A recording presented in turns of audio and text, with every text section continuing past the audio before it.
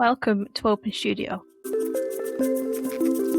I'm Yaz Banks, and today I'm joined by Eve Macdonald, a designer at Kiss Branding and founder of Pencil It in Leeds. In this episode, Eve and I discuss the realities of building a career in the creative industries, the value of staying curious, and why authenticity matters more than having all the answers.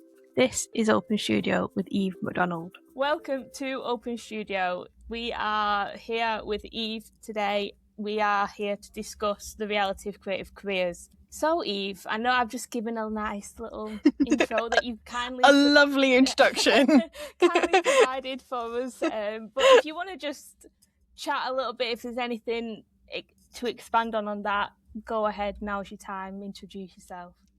Hello. I'm Eve. Obviously, I work at Kiss Branding in Leeds. I went to the University of Leeds to do my fine art and history of art degree, and graduated into a pandemic, kind of like the back end of it. And it was all looking kind of sad for the creative industries at that point. So I started out as a social media executive for a PR company. And then within my first week, the graphic designer left. Mm-hmm. And so suddenly I was being asked to do kind of big campaigns, and it was brilliant. I really hit the ground running. So nice. That's kind of where I cut my teeth, and I did loads of really fun shoots and all that kind of stuff. And from there, I've decided to move across into brand. And I run Pencil It In, and we run events for creatives. And we launched in Manchester last month. Yeah, you mentioned the pandemic there. I'm sure a lot of people can kind of relate in the sense of they've maybe stepped into a career early on and that was in the pandemic, or still kind of figuring it out how that looked. And how did that feel for you, kind of graduating into that like you say, the latter end of that? But did you find an effect either the final years of your education and kind of connecting to industry versus into graduating?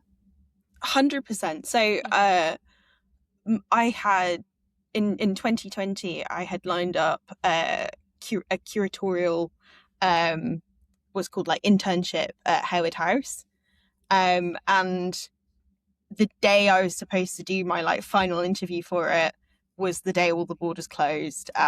It all just shut down. So as someone who kind of anticipated going into curating and fine art, those avenues were much more shut. So I was actually working at a pub at the time, and I loved it. I was a manager at this pub, and I ran their social media. I volunteered to run their social media. Because I mean, like everyone needed social media. I thought I had a basic understanding of it. I got really into like the back end of it. And so by the time I graduated, I had this like portfolio of like fake work that really helped open doors for me, because I already had like a real client that I could show people and go, oh yeah, this is the pub that I've run the social media for. And I also did it for a lot of the societies that I was part of at university, because everything was digital. So I think it was just a kind of a lateral move of it's still at least creative. Yeah. And then discovering I had a real passion for the kind of like tech side of it and the nice. Statistics and nice. Manage it. Yeah, it's interesting how you kind of find yourself when you're faced with a weird situation like that was, and how you can naturally kind of navigate that world and slot yourself in and kind of find what interests you and where you want to push. And I'm really interested in kind of hearing a little bit about how you went from fine art into now a graphic designer, because I know a lot of our students kind of go from one end to the other and explore different careers. I'm really keen and really interested in kind of finding that out.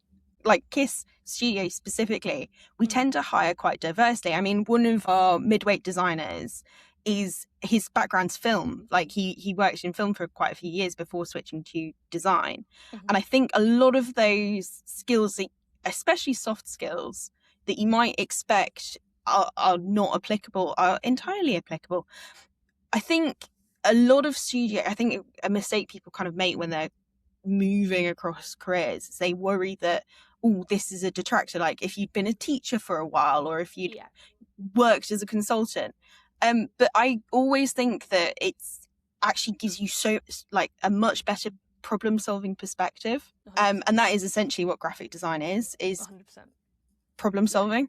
Yeah, definitely. So kind of leading on from that, what does a career in design actually look like and feel like for you? I know you maybe still feel like you're new into that world, but how does that feel and look for you? But like from where you're standing right now, kind of being newer into the industry. I think we all have to accept that the traditional path of like junior, midweight, senior isn't really as applicable as it used to be. There's a lot more wobble, but it's a good thing. Like multi-hyphenate creatives are very much becoming something people want. So whether you've done a little bit of time in UX, you've done a little bit of social, you've done marketing, you've done advertising, like it's absolutely a benefit to have those.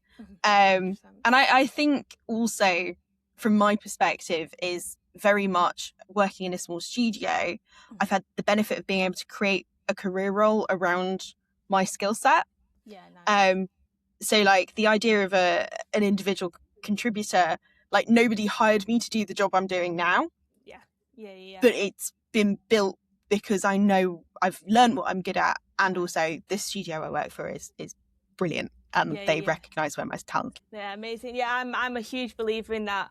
As you say, the junior, midweight, senior, does it really fit? And I understand that people may need that higher and kind of wage brackets and that kind of side of things. But as myself, I'm a freelancer away from working with Shillington, and I have never labelled myself as a junior or midway. I know kind of where I am in the experience I have, but like you say, it's nice to step into roles, and especially as KISS as giving the opportunity to kind of shape your role and how that looks and feels for you and benefits you as a creative, because you're able to use your experience and grow in a different way. And yeah, it's really interesting how not necessarily there's a job right now here in the world, but 10 years time there might be. And that 100%. I always find that so interesting, because 10 years ago there was probably, for example, content creators, little to none. Yes. Like that side of vibe and things, like they didn't exist. And I just find it's so interesting. It's so inspiring, I think, especially for people kind of up and coming into the industry, to know that a typical designer role isn't just a designer role now. It can span across. You can personalize it for yourself. Exactly. And yeah, I just say it makes the opinions you can form around like specific design much richer, because you're bringing in a multitude of hats and viewpoints. And like, for example, with brand identity, it can look brilliant, and you'd know it'll look brilliant on pack, but then you think, oh, will it look great on social? And how do you make sure you're navigating a multi-platform approach? I definitely think that building a career around yourself is 100% the way to go. And I think portfolio careers are going to just become so much more common, because the jobs as we know it are really going to change. So again, those soft skills, like being able to connect with people on a personal level, being able to listen well, being able to interpret a brief well, are all things that are just going to continue to be more and more important. Yeah, 1,000%. Yeah. Kind of going off that, I'm going to ask you, what do you wish that the industry talked about more, honestly? Is there anything in what you've just spoken about that you feel like they could? Yeah, a little bit. I think I wish people spoke a bit more truthfully about portfolios, although they are quite like an individual to studio thing. Like, we always say that we really want to see scamps and sketches and mood boards and mind maps. But we see a lot of like really like polished and finished work. And I feel like there's very differing opinions, and I want an honest conversation about like, what do we actually want to see, because it's unfair to ask people to tailor it specifically for everyone. I think being honest that we're all faking it a little bit. I think when you're younger, you really do kind of hold up like a career in the creative industries as like this like shiny fix-all thing. But truthfully, I think you will never feel like you've got it right, and that even when you're a design director, there's never going to be a point where you're like, yes, I know everything. I think that's a big one. And then I've already mentioned, power of soft skills and personality and just being able to talk, versus the hard skills that can be taught in studio. Like we want someone who's going to fit culture, and it's brilliant if you bring awesome hard skills, that's awesome, but we can't teach you how to think, but we can teach you how to use Illustrator. Like I think that's quite important. And the final one is the I wish people were more honest about the northern London gap, and that people do say that there is more opportunity in London, but there are more people going for those opportunities. And the North has an incredible amount of creative talent and studios and agencies and startups and brilliant like hub and spoke models for freelancers. Like it is such a creative hub. So I kind of wish people were a little bit more honest. But London's awesome, and don't get me wrong, it's a great place. But if you are up north, you don't need to move to London. Yeah, I'm a firm believer. I agree. I definitely agree with that one. I think there's such a kind of any major city that you can go to. I'm thinking Manchester, I'm thinking Leeds, I'm thinking Liverpool, of course, London and down south. I know that there's so many amazing community spaces.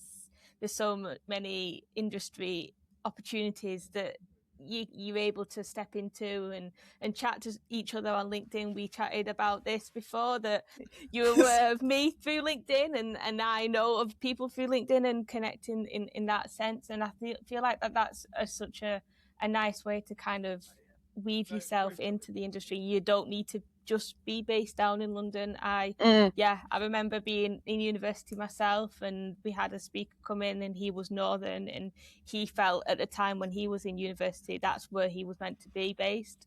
You don't anymore. Like you say, there's so many different opportunities floating around up north, and it's a really nice welcoming place to be. And of course London is too. I'm just speaking from experience being a northern gal. And I've been really interested actually to hear a little bit more on portfolios. I know a lot of people will benefit from this. Personally, what do you want to see in a portfolio for someone up and coming? Do you want to see them sketches, or do you want to see the polished side?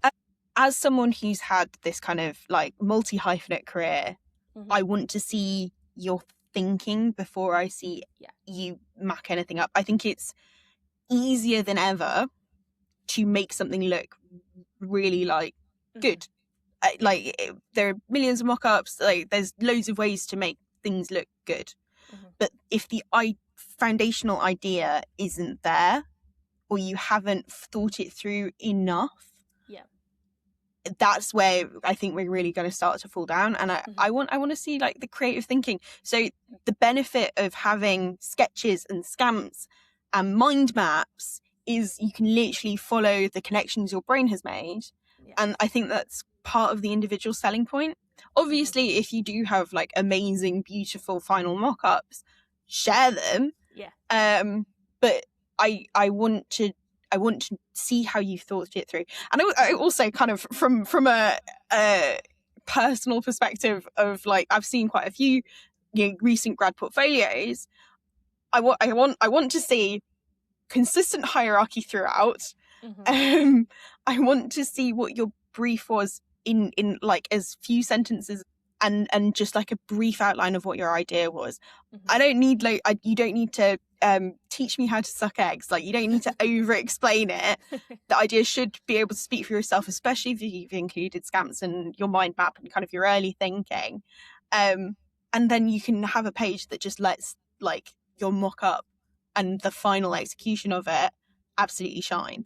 but I don't like I don't want to be searching for it and also be wading through reams of text. No, totally agree. Again, I have the privilege of being sent a few, even as a freelancer and that side of things, and I agree. And seeing the finished product is nice, and I feel like letting the work speak for itself. So then when you're presenting it or showing it to an internship or a job opportunity, you then are able to get your personality show, like you mentioned before, 100%. because that again is super key in how you can differentiate yourself from one another. We all know it's very competitive. We all know when you graduate, you're all going to be applying for the same or similar roles. But I think definitely personality is a big one in the sense of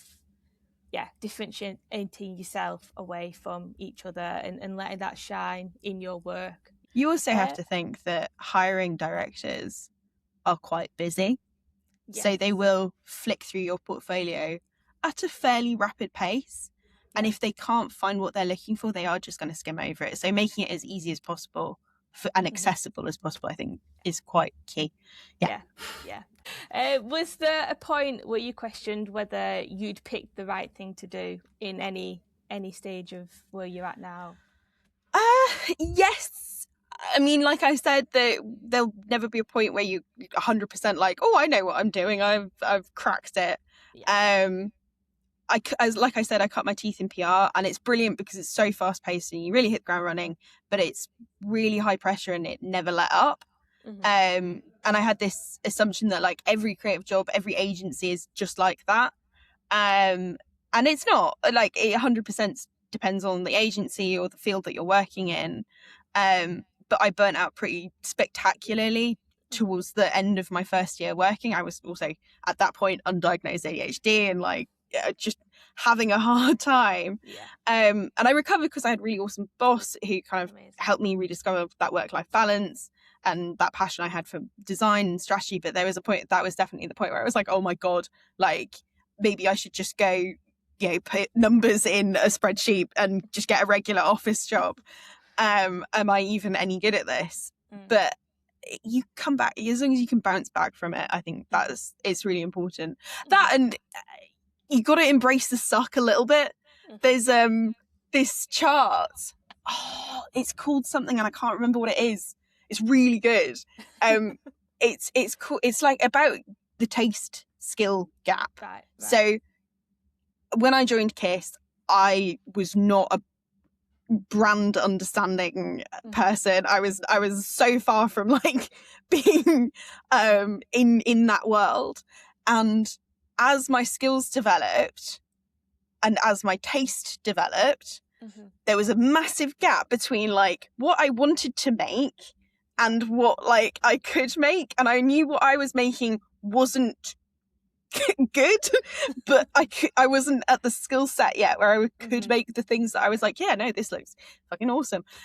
So is you kind of have to embrace the suck for a little bit, where you just go, okay, I'm going to get better at this and I'm going to be able to execute it really well, just allow yourself to kind of not be good at stuff for a bit. Understand that you are still learning. You're brand new into the industry. You can't be comparing yourself to someone that's been 20, 25 years plus at all, or these big agencies that have got 10 different phases on one project, and you need to don't compare yourself to Pentagram. It's not fair and it will just make you feel bad. 100%. No. And I feel like kind of off the back of that, how do you, I've got a couple of questions popping in my head. Yeah, go for it. How do you kind of bridge that gap in where you see something you want to create versus what you actually made?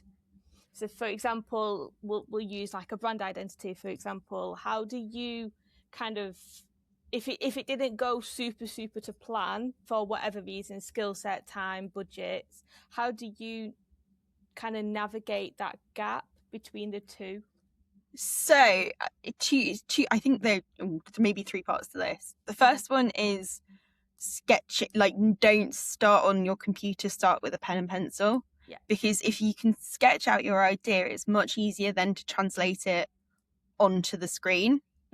Because you can go, okay, well, I know I want this kind of hierarchy, and I know I want these elements here, here, and here, and it just gives you a little bit more power than kind of just putting something together and being like, oh, it looks bad and I don't know why. I think I'm having a really good design director. Sorry, that's not really replicable advice, but our design director, Alex Phipps, is awesome, and he's really good at kind of looking over your shoulder and going, that doesn't quite work. And I think you need, and it, if you don't have that, you have to kind of do it for yourself and go, okay, this doesn't work. And you have to become your own crit person. You go, okay, why doesn't this work? And you will know. You just need to think about it fairly critically. And then the third one is reverse engineer it. So if you've got a piece that you're like, oh, this looks awesome, and I don't know why it looks awesome, make it yourself. Like literally copy it, you know, element for element, and then figure out why that hierarchy works when something you made maybe doesn't. Yeah. And kind of going on that design director point, even if you don't have that, even if you're thinking about setting up freelance or self-employed, or you're not quite in a job as of yet, I feel like communication between different creatives is key. Oh my God, absolutely. If you know someone from your course, or you know someone that's a friend of a friend, reach out to them. And if you've got a project that's even going in your portfolio, or you're working self-initiated, you can have them chats. How is it looking? Because I get it, you need that fresh set of eyes sometimes, kind of over, like you say, over your shoulder, and be like, that's not quite working, why isn't that? And being really communicative in that sense. That 1,000% agree on that. And I'm really interested to hear a little bit about how your ADHD kind of fuels or hinders. I'm the same. I'm undiagnosed, but I'm definitely there. I'm there. How do you find either it helps or hinders your creativity as a person, and maybe even your career? Like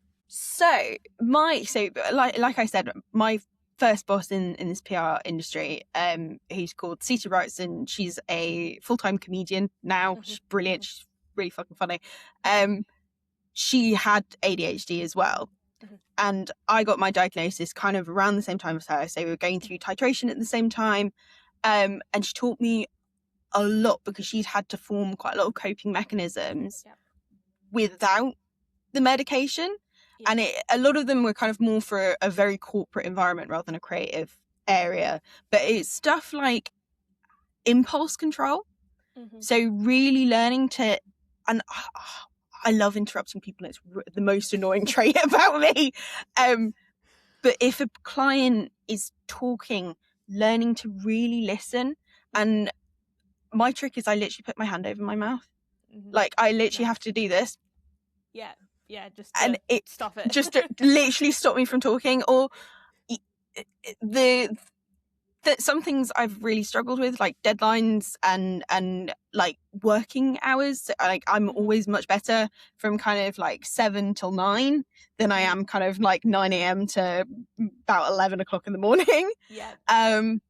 But also because I'm medicated, which I think my ADHD is brilliant, absolutely awesome for creative thinking, because you make these like dispersed creative connections that create new combinations no one's seen before.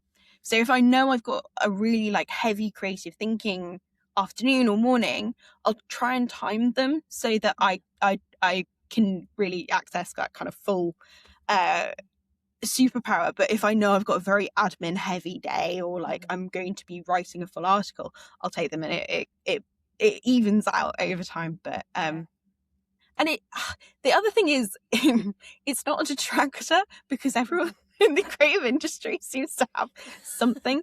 Like not everyone's on the spectrum. However, we are a creative lot, and birds of a feather tend to flock together. So there do seem to be quite a lot of us. So I think it's very forgiving. And as long as you've got a really good account manager who'll crack the whip when you're like, oh, I'm just going to go and do some messing about. They're like, no, actually, you do have a deadline, so down. It just career-wise, it can detract depending on the environment you're in. There are coping mechanisms which are absolutely brilliant, like covering your mouth or having external deadline reminders, so setting them on your phone for a few days before it's actually due. But also, it's very much a human thing. So I find body doubling, I'm in the office 5 days a week, partly because I'm much more productive when there's someone literally sitting next to me. So if you are a freelancer, kind of going into those co-working spaces and building that rapport with people, I think really helps. Yeah, definitely. Yeah, I totally agree. And I'm the same. I like to be around people, even if it's not directly with people, but even next to someone in a coffee shop or, like you say, a co-working space really kind of helps me zone in and do what I'm doing. And yeah, I feel like that is going to help people that may feel like they've got ADHD tendencies and that kind of shows up in different ways for them. As you probably know, it'll show up differently myself than it would to you and the next person, and it's about those coping mechanisms and how that can show up in your work and definitely use it, like you say. And I love that phrase as a superpower, 1,000%, because 100%. It's like it's how your brain works differently to the next person, and in such a nice kind of energetic sometimes way, but a helpful way. Yeah, and off the back of that, you may have answered it, and let me know if you have. What is the kind of the part of the job that still doesn't get easier or feel easier, either day to day, month to month, whatever? It's such a hard question, but I think I think partly being wrong, like there are so many right answers to any one creative brief, but there are some answers which are more right. So you need to really learn to not treat any creative like your baby, and it's really quite easy to get attached to ideas, but it's a group project. Everything is a collaboration. It's a collaboration between you and client. It's a collaboration between you and your studio. Everything is collaborative. So the quicker you kind of let it go and just let opinions and pieces kind of take their shape, the better it is. And everyone wants to do a good job. That's the other thing. Like, it's never personal. And then I think the other part is like working on personal projects in your spare time. We all know that we should be doing that. But the personal project I'm working on at the moment is very much more kind of community basis. It's pencil it in. It's really because I feel like there aren't as many opportunities for creative community within Leeds as there could be. So trying to build up that space. But that's not very output focused, and I can't really put it in a portfolio. And then balancing it with gym and social life and family and friends. So I think forgiving yourself for not doing personal projects is always going to be really hard. And then imposter syndrome. I mean, we all know it. But taking yourself seriously. Yeah, definitely. And I'm keen to, if you want to chat a little bit more about Pencil It In Leeds, go ahead. I'm intrigued to know about how you find it helpful for people, how people kind of find it for themselves, and how you found it so far, kind of working on that. It's been brilliant, to be honest. That's such a lame answer. No, it's been really fun, and it's been such a cool project to be able to get off the ground. Because Eventbrite doesn't really feel fit for purpose for the creative industries. Its tagging system isn't really good enough, because you'll type in like creative networking events and it'll come up with like baby time sensory jam, and you'll be like, this is not really relevant for me wanting to connect with other peers in my network. And people who I know use it have said that it's really nice to just have one place where they can see these kinds of events all together, because it gives you the opportunity to maybe network outside of your network, if that makes sense. No, yeah, 100%. Just connect with people who maybe you wouldn't go to the same event as necessarily normally. But yeah, that's been a really cool part of it. Yeah. And personally, how do you find that connection, like, is important for creative industries? Oh, it's so important. I can't overstate the importance of having a solid network, especially like in Leeds. We're a big city of, you know, small to medium to a couple of larger agencies, but there's a lot of kind of the small to medium ones.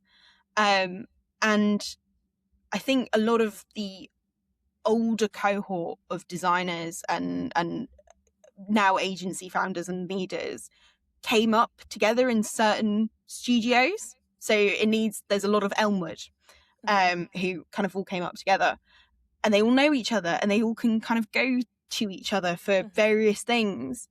And I think we need to, as you know, younger designers and people who are fresh into the industry, it is so much better for us if we can go, oh, if we hear a project where they're like, oh yeah, we're looking for a brilliant copywriter, you go, oh yeah, actually I do know a brilliant copywriter, let me recommend them.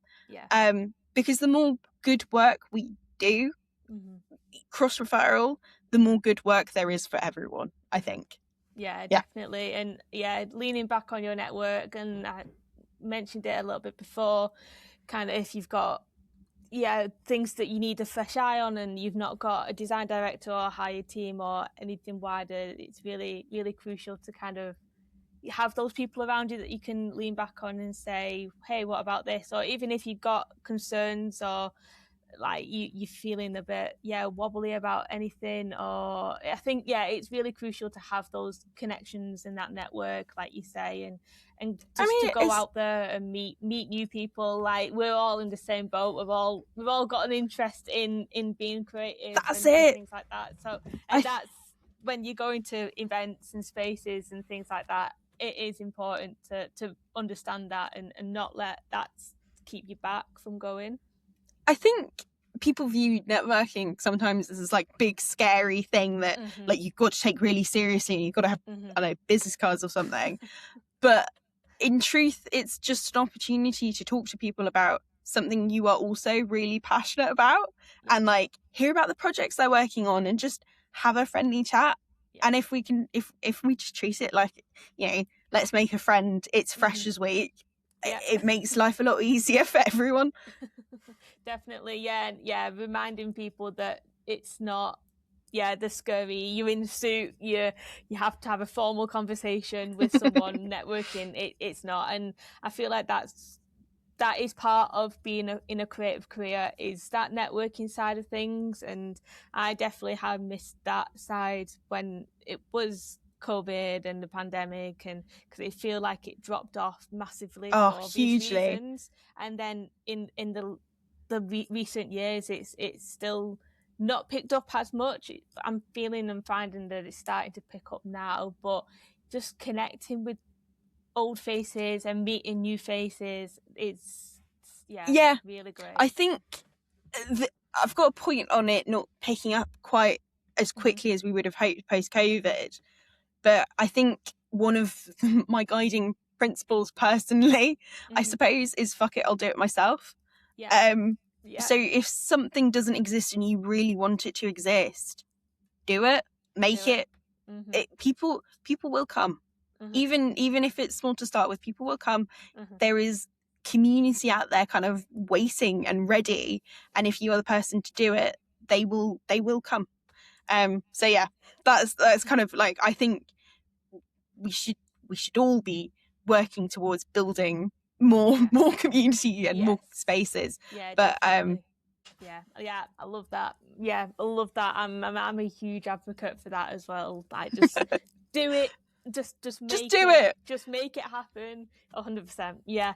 And I feel like it's kind of a nice point to end on and land on. If you were kind of starting out now and like rejoining everything, and even maybe degree wise, wherever you find your mind going to that when this question's asked, knowing what you know now and how things are, is there anything you'd do differently, and what would that be? I don't think I would change to a degree in design. I loved my degree. It was super fun. And I think I've been really lucky to be able to bring my fine art influences into my design practice. And at high school, I did a BTEC that let me learn a lot of like Illustrator and Photoshop, and kind of like it was very practical and very hands-on. So I'm quite lucky because of that. I didn't have to have that skill set developed kind of as I was going. I think I'd start networking way earlier. I was at Creative Boom Leeds a couple of weeks back, and there were a bunch of Leeds art students, and they were really good. They were brilliant networkers. They were interested in people. They asked great questions. So I think like students now are probably aware of the value of networking, but I'd start way earlier. I'd probably snag a mentor much earlier as well. I got a mentor about 3 years into my career, and it wasn't like an official one. It was just a guy I knew, James Pearshot, who works at Tungsten. He's a Ned, and he just was really good to like go have a dinner with, bang out some like creative understanding or like career understanding, or just run some creative ideas past. I think just having someone more senior than you that you can really bounce off early in your career is so useful. And like the power of going to like dinners and IRL coffees are really important. And I think I'd work harder. No, I think I would work to build something earlier. I think early in my career, I really thought everything had to go through the agency I was working for, but building your own thing on the side, I think, is really powerful and is a great credit to your thinking. So like social media is free, Substack is free. Like if it's something that appeals to you, I mean, if you want to just like go and make stuff in a studio and stay quiet, that's absolutely like a valid career option too. But I think visibility is a big thing nowadays. So, and it's free to become visible. So I think that's a big one. And going to industry events. Oh my God. I can't believe I wasted so many years. Like going Northern Design Festival, D&AD. I'd take advantage of programs like that as well. Like Cannes Young Lions and School of Thought, and like all of those exist to give you a leg up. Like it's not a weakness to go take advantage of them, because they're there for you, and they're really fun, and they're brilliant experience. So yeah, I think those are the kind of things I'd probably do. I was really sad I never got to do a D&AD. No, well, I'm thinking, I think we got the opportunity to kind of enter those student competitions. I think I worked on a different project at that time in university, but I 1,000% agree. Like, get involved, just and I really like the point of being visible, even if that doesn't feel natural to you right now. Like, you may be kind of an introvert in that sense, but putting yourself out there on social media, like you say, it's free. LinkedIn may take a little while to kind of grow and kind of get you writing across well, but visibility is so key, because someone will remember you, and you meet someone at an event or networking, and it's a nice little cycle. And definitely just get out there and don't be afraid, because like we said before, everyone is in the same boat. Everyone's friendly. You can apply 2 rules, which is 1, cringe is dead. Like, it's if you think it's cringe, it'll become cringe, but if you don't care, it can never be. And apply a spider rule to networking. They're probably more afraid of you than you are of them. So both quite, like, you'll be fine. Yes. And I think cringe is dead is definitely the nice kind of way to sit and just realise and remember, everyone, that just do it. Just go for it. Cringe is dead. Just do it. We're not taking that off Nike or anything like that. That is our own words. Trademark. Nope. Well, this has been a lovely chat, and I've really enjoyed it. Really enjoyed hearing your thoughts and things like that.